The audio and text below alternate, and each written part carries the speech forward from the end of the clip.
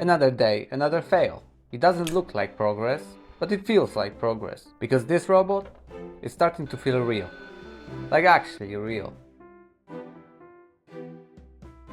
If you don't know yet, I'm building an RC car from the Flowbot universe.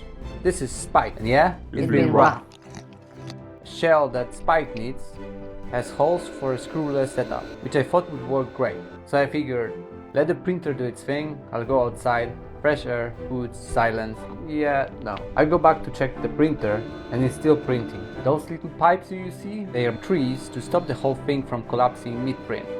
We're getting there. The prototype for Spike's leg is almost like nanotech. I formed it quickly just to test functionality.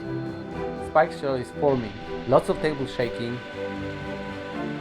The printer is making more noise than progress. And then done.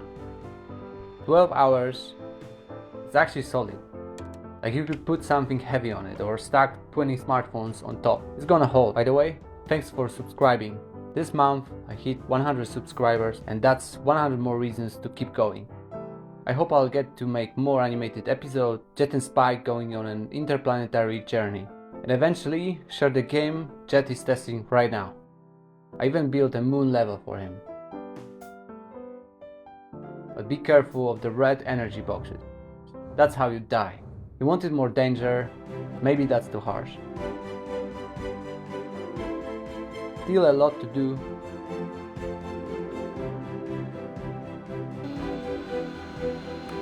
I have a bigger motor than this skeleton can handle. From screen to reality.